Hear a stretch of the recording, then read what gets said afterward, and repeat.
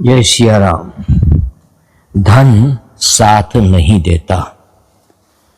धन तो एक दिन छूटेगा, चाहे तुम छोड़कर जाओ, धरा ही धरा रह जाएगा, चाहे धन ही तुमको छोड़कर चला जाए। ये बात तो सच्ची है कि ये हमेशा का साथी नहीं है। एक कहानी सुनो कि गंगा किनारे एक साधु था। उसने जिंदगी में और जिंदगी भर में 21 सोने की मोहरें इकट्ठी की थी। जब मरने का समय आया तो उसने सोचा कि ये किसी तरह हमारे साथ चलनी चाहिए। तो गांव में से हलवा बनवा कर मंगवाया और गिन्नी हलवे में लपेट लपेट कर खा गया। अब 10 दिन बाद मरना था, लेकिन 10 दिन पहले ही मर गया। अब शिष्यों में ये चर्चा हुई कि महाराज के पास जो गिन्नियां थी सो कहाँ गई। चेले लोग आपस में लड़ गए कि तुमने चुरा ली, तुमने चुरा ली।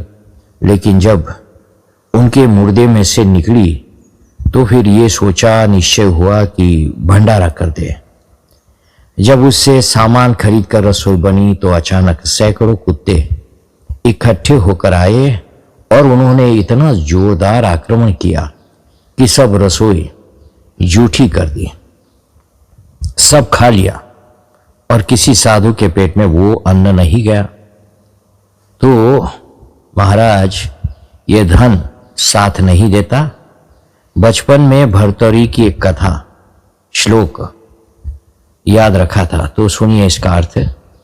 यदि संसार के इन नश्वर पदार्थों को तुम स्वयं ही छोड़ दोगे तो तुम्हें शांति मिलेगी, सुख मिलेगा, और वे तुमको छोड़ेंगे तो तुमको दुख मिलेगा। तो भगवान कहते हैं, मदर्थे अर्थ परित्यागः। भगवान के लिए धन का परित्याग करो।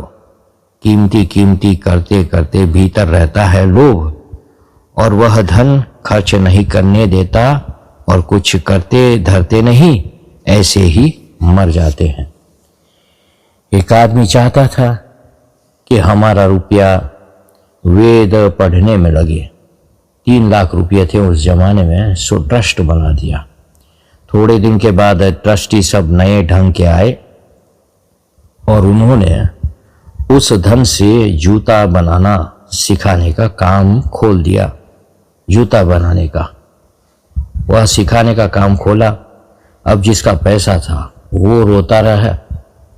रोता रोता गांधी जी के पास गया और उनको सब सुनाया। तो गांधी जी ने कहा कि अरे, तुमने छोड़ दिया कि नहीं छोड़ा? छोड़ दिया तो फिर रोता काय को है, चाहे जो हो उसका। तो अपनी रुचि के अनुसार ईश्वर की सेवा में वस्तु को लगाओ, नहीं तो मरने के बाद वस्तु का उपयोग बढ़िया नहीं होता। इसलिए जानबूझकर भगवान के लिए धन का परित्याग करो, भगवान के लिए भोग का त्याग करो।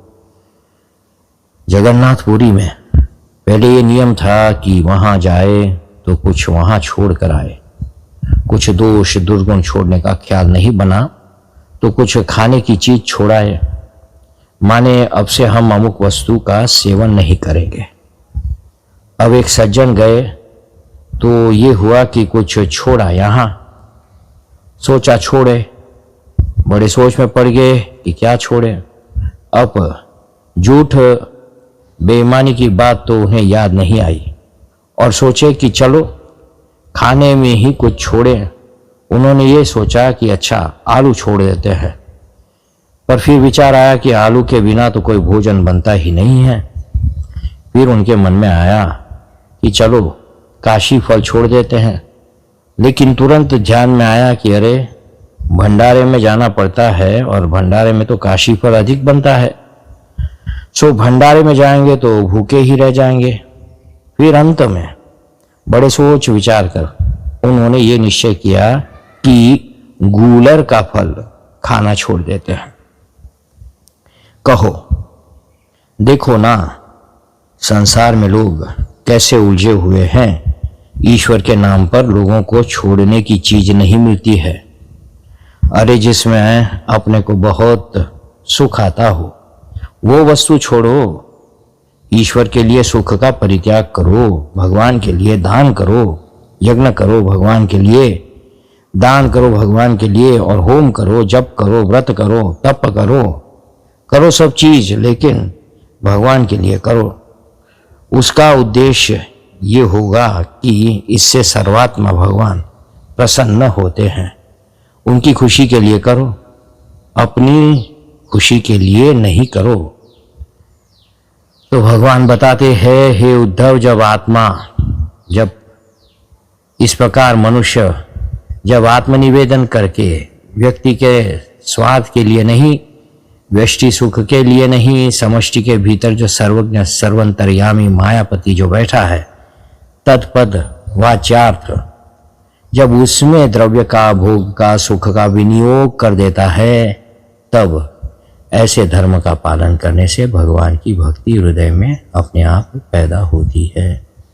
और जब हृदय में भक्ति भगवान की आ जाती है, तब फिर ऐसा कौन सा पुरुषार्थ है जो उसे प्राप्त करना बाकी रह जाता है। फिर तो वो जो चाहे सो उसको मिल जाए, क्योंकि ईश्वर ही उसका हो गया। ऐसा है ना। तो अब भगवान विभाग करके बताएंगे कि मन भगवान में लगाओगे तो होगा क्या, और संसार के विषयों में मन लगाओगे तो क्या होगा। 2 श्लोक में ये बात बताते हैं जो हम आपको इसके बाद बताएंगे। तो भक्ति कैसी होती है धर्म से, तो और धर्म क्या होता है ये बताया। जय सिया राम, जय सद्गुरुदेव परमात्मने नमः।